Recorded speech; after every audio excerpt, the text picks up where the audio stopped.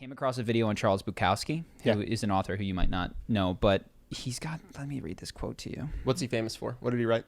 You wouldn't heard of it. I actually read one of his books called Post Office. He's got Ham on Rye. He was a really interesting guy. I'll tell you a little bit about him.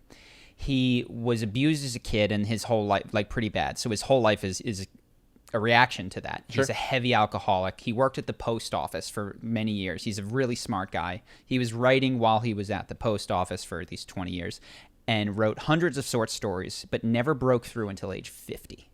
So like 50 years of hard living, and he made me think of you when I read his book because he's at the post office and he constantly just doesn't show up for work, tells the supervisor to go F off, and they write him a slip and he takes in the pocket in front of the supervisor, he throws it away. He just doesn't care. And I was like, this is such a refreshing character to connect with because we care so much. Yeah. And he just, what are you going to do? You know, he's already at the post office. He doesn't want to be there. The people that he works with are pains.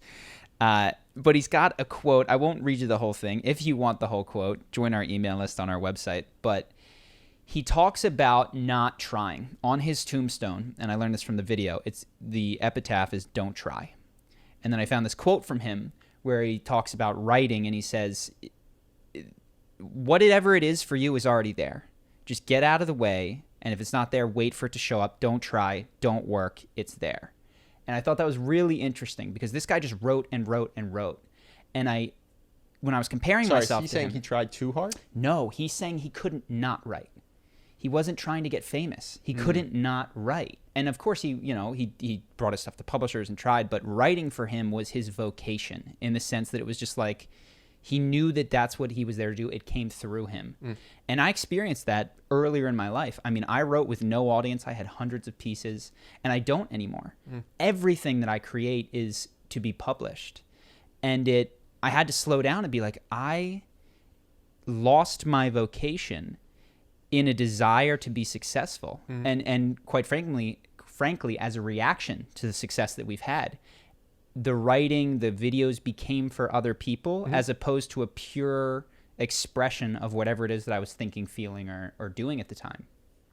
And I want to get back to that. Like I want to get back to things coming through me. And of course, this is a really nice way to have the spontaneity while sharing with an audience, this podcast.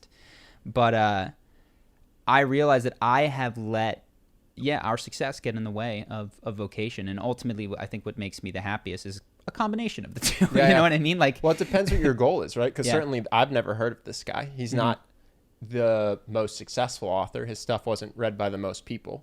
So it depends what your goal is. And perhaps if your goal is to be happy, he's even less happy than someone who never even published their writing. So I would not say it's a bad quote. I would just question, what's your North Star? You know? Because this guy could have ended up just being a mailman who never published his stuff. And I don't know that that's what people are solving for necessarily. Yeah, so for him, I wouldn't want to live his life. I mean, like I said, he was abused, was a ridiculous alcoholic. You've heard some of his quotes. I think his quote is, that might be Hunter S. Thompson. He's one of those guys that just lived hard. You know what I mean? Like, he's a hard-living dude. And he actually did become, as far as 20th century authors, quite famous for 20th century authors. But I want vocation at this point in my life. No, I guess all I would say is something we've said on the podcast before, which is take advice from people who you want to be like, and don't take advice from people who aren't living the life you want, right? So don't take career advice from your boss unless you want to have your boss's job and your boss's life. And the second thing is to find your North Star before you do anything. So when you're writing, do you want to write because it's pure joy and you don't care if anyone sees it? Do you want to write because it's joy but make a little bit of money? Do you want to write because your goal is to get the most people to see your writing? That's going to decide your action steps and who you model. Yeah. So that's all I would say about this guy. Totally. And for me, at this point, I am going to try to not make the entirety of my life, because so much of my creative output has been, and we've talked about how our creative process has shifted from video first, what should we call this title, to we literally brainstorm the titles that we're going to do and which can we make a good video for. Yeah, and it makes, dude, you have a 3.5 million subscriber YouTube channel and you're successful and you're 32. Might make sense for you to follow this guy's advice. I'm just saying, if I'm watching this and I'm 19 or I'm 25 or I'm 40 and I don't like my job and I haven't started something yet, maybe I would follow the advice of someone who I wanted to be like. Sure. That's all I'm saying. Phases for everything, and I don't think there is a right answer. I do think that for many people it's going to be a balancing act of an attention when you're creating any sort of product or art, attention towards the audience and other people in the marketplace, and recalling that attention to yourself to be like, what am I inspired to create? And some people can be, you can be on the too far to either side for your given goal. Yeah, and also you can take advice from people for certain areas and not others.